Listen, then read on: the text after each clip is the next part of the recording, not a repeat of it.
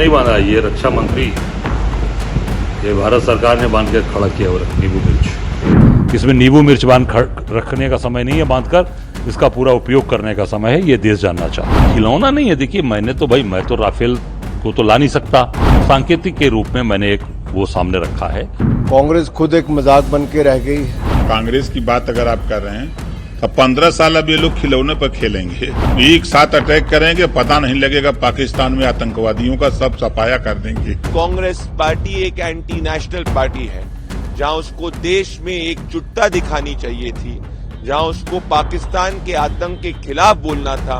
आज कांग्रेस के नेता पाकिस्तानी मीडिया और पाकिस्तानी टेरर डीप स्टेट में हीरो बने हुए हैं। हमारा सवाल ये है कि पाकिस्तान की भाषा कांग्रेस और कुछ अन्य विपक्षी दल क्यों बोल रहे हैं? कांग्रेस के मुख्यमंत्री हो, पूर्व मुख्यमंत्री हो, एक के बाद दूसरा बयान ऐसा आता है कि पाकिस्तान की भाषा बोल रहे हैं। सवाल ये खड़ा होता है कि क्या कांग्रेस पार्टी आज भारत के साथ खड़ी है कि नहीं? क्योंकि पाकिस्तान के नेता कांग्रेस के नेताओं के बोलों को कोट करके कहते हैं कि भारत में तो कांग्रेस के नेता ये कह रहे हैं। तो मेरा हिमाचल प्रदेश के मुख्यमंत्री और पूरी सरकार से आग्रह है कि ये जो हमने आज एक मेमोरेंडम दिया है अपने जिलाध्यक्ष के नेतृत्व में, उसमें स्पष्ट तौर पे कहा है कि वैध और अवैध पाकिस्तानी नागरिकों को हिमाचल प्रदेश से बाहर भेजा जाए और भारत की धरती से बाहर भेजा जाए। देखिए, अजय राय ने केवल कोई खिलौना नहीं दिखाया है, बल्कि उन्होंने सेना के मनोबल के साथ पाकिस्तान के इशारे पर खिलवाड़ किया है। और पिछले कई दिनों से ऑल पार्टी मीटिंग में तो कहते हैं ये लोग कि देश और सेना के साथ है, पर उसके बाद हमने देखा है कि पाकिस्तान को क्लीन चिट देना, पाकिस्तान पर कोई कार्रवाई ना हो ऐसी पैरवी करना और सेना के मनोबल को एक के बाद एक, चन्नी जी से लेकर प्रियंक खड़गे और अब अजय राय ने तोड़ने का काम किया है।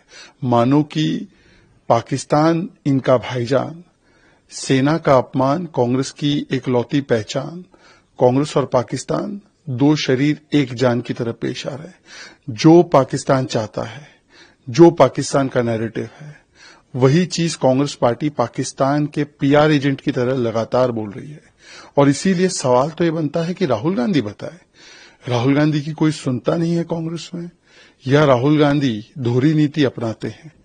ऑल पार्टी मीटिंग में राष्ट्र नीति का वो एक चोला पहन लेंगे और राष्ट्र नीति का चोला पहनने के बाद वोट बैंक नीति पर तारिक कर्रा हो, सिद्धरमैया हो, चन्नी जी हो, रॉबर्ट वाड्रा हो या प्रियंक खड़गे हो या अब अजय राय है, उनको इस प्रकार के हथकंडे करने देंगे। और सेना का अपमान कोई नई बात तो है नहीं कांग्रेस के लिए। सड़क का गुंडा, सर्जिकल स्ट्राइक, खून की दलाली, बालाकोट एयर स्ट्राइक में चील कौवे मरे, नेशनल वॉर मेमोरियल नहीं देना, ये लगातार श्रृंखला रही है कांग्रेस पार्टी की सेना विरोधी बात रखने की। पर इस बार तो अजय राय ने सेना और सुरक्षा का भी विरोध किया है और उन्होंने संस्कृति का भी मकौल उड़ा है। तो ये संस्कार और संस्कृति विरोधी भी है, ये सेना और सुरक्षा विरोधी भी है। कांग्रेस पार्टी एक ऑफिशियल स्पोक्सपर्सन बन चुकी है पाकिस्तानी टेरर डीप स्टेट का। एक पैटर्न देखने को मिल रहा है कि जब भी राहुल गांधी सामने आते हैं और कहते हैं कि उनका कंप्लीट समर्थन है प्रधानमंत्री नरेंद्र मोदी जी की सरकार को कि वो पाकिस्तान के टेरर डीप स्टेट के खिलाफ एक्शन ले, 24 घंटे भी नहीं बीतते और कोई ना कोई कांग्रेस का नेता आता है और पाकिस्तान के पक्ष में बयान देता है। 24 घंटे पूर्व चरणजीत सिंह चन्नी सर्जिकल स्ट्राइक का प्रूफ मांग रहे थे। चरणजीत सिंह चन्नी अपने बयान को रिट्रैक्ट करते हैं और 24 घंटे भी नहीं बीतते और वापस से कांग्रेस पार्टी के यूपी के प्रेसिडेंट हमारी फोर्सेस को मॉक करते हुए एक टॉय प्लेन दिखाते हैं। इससे यही स्पष्ट होता है कि जैसे ही पाकिस्तानी प्रोपोगेंडा हिंदुस्तान के अंदर बैन होता है, Congress party officially Pakistani terror deep state का प्रोपोगेंडा भारत के अंदर फैला रही है। और इनमें से एक भी नेता को राहुल गांधी ने न अभी तक सस्पेंड किया है, न अपनी पार्टी से रिमूव किया है, न शो कॉज नोटिस दिया है। इन सब से यही स्पष्ट है कि ये पाकिस्तानी प्रोपोगेंडा जो कांग्रेस के नेता हिंदुस्तान के अंदर चला रहे हैं, और हमारी फोर्सेस के मॉरल को कम करने का प्रयास कर रहे हैं, उसके राइटर, उसके पॉलिटिकल डायरेक्टर और उसके पॉलिटिकल प्रोड्यूसर कोई और नहीं बल्कि राहुल गांधी हैं। आज वापस से ये स्पष्ट हो चुका है कि कांग्रेस पार्टी एक एंटी नेशनल पार्टी है। जहां उसको देश में एकजुटता दिखानी चाहिए थी, जहां उसको पाकिस्तान के आतंक के खिलाफ बोलना था, आज कांग्रेस के नेता पाकिस्तानी मीडिया और पाकिस्तानी टेरर डीप स्टेट में हीरो बने हुए हैं। और आज पाकिस्तान के टेरर डीप स्टेट आईएसआई की कोई अगर स्पोक्स पर्सन बनती हुई दिख रही है तो वो कांग्रेस पार्टी और कांग्रेस के नेता है।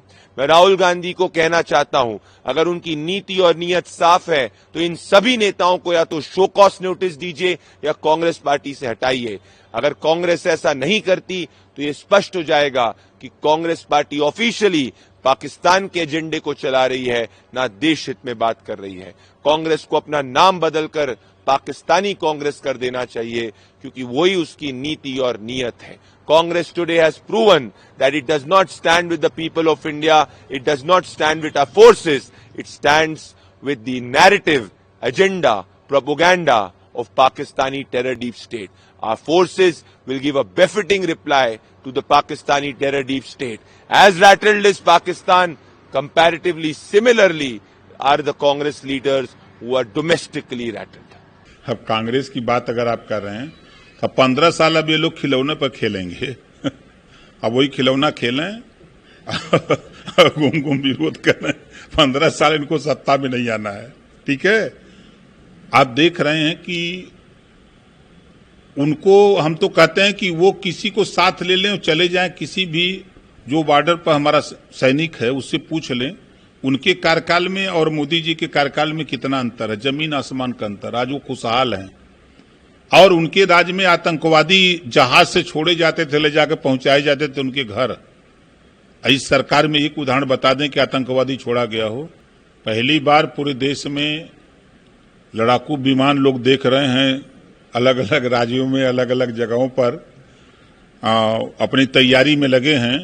अब एक साथ अटैक करेंगे, पता नहीं लगेगा पाकिस्तान में आतंकवादियों का, सब सफाया कर देंगे। नहीं, खिलौना नहीं है। देखिए, मैं तो राफेल को तो ला नहीं सकता, मैं तो इतना सक्षम नहीं कि मैं राफेल के पास जाऊंगा। राफेल तो एक मतलब एक सांकेतिक रूप में जो एक मैं कर सकता हूं और एक बता सकता हूं, सांकेतिक के रूप में मैंने एक वो सामने रखा है।